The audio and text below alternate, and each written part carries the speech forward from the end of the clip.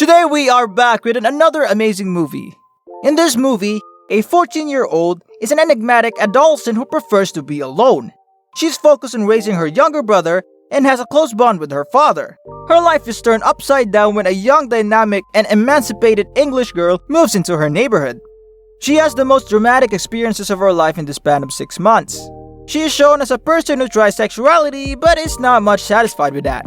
The English girl helps her to explore a lot. Hello and welcome to Binge King.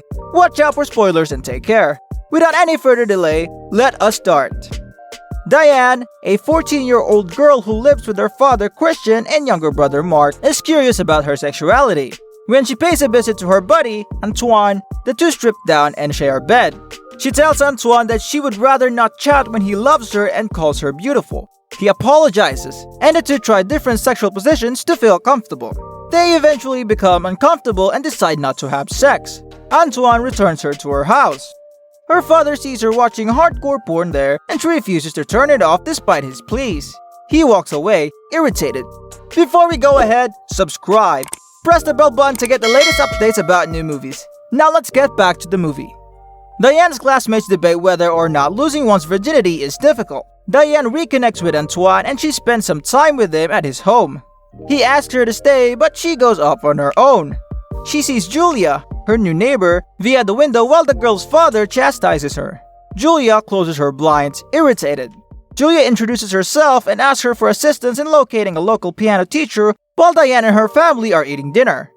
Christian and Diane have agreed to assist. Diane approaches Julia at school and gives her the new name of a piano instructor, but Julia claims she merely stated that to meet Diane. Diane invites Julia to a party after the two form a connection. Julia informs her parents that she will be spending the night at Diane's place, but Christian is unconcerned about Diane's presence. Diane dismisses Antoine and heads off to meet Julia, who is preparing to embark on a vehicle ride with two little boys. Julia invites Diane to join her on the condition that Diane does not interfere with Julia's plans. Diane and the other boy exit the car while Julia and a boy make sex. The girls walk home when the second boy becomes hostile and sexually harasses Diane. Diane is taken aback when she discovers her father is living with a woman and the noise of her sex keeps her awake at night. She chastises her father in the morning for his irresponsible behavior in not walking Mark up and getting him ready for school. When Diane sees Antoine and Julia together at school, she is upset. Diane slips into the male showers absolutely naked after football practice and the coach phones her father to come pick her up. Diane grows irritated as Christian stumbles to find a proper response as they drive home, and Diane asks Christian whether he is sexually attracted to her. Julia and Diane start flirting and kissing as they get closer. Their families become more acquainted as well, and Diane joins Julia and her parents for a trip. Julia seduces a bartender there. Despite her initial refusal to join the two in a threesome, Diane eventually knocks on the door and observes the two having sex. Julia pushes Diane to have casual intercourse with a man at a nightclub, but when he demands that she perform oral sex on him, Diane refuses to leave with Julia. Later, Christian and Mark take the two girls on a trip. Despite Diane's displeasure, Julia flirts with Christian, and the girls form a threesome with a local man named Paul. Julia flashes Christian, and Diane chastises him as he glances at Julia. Julia kisses and undresses Christian when he becomes intoxicated that night.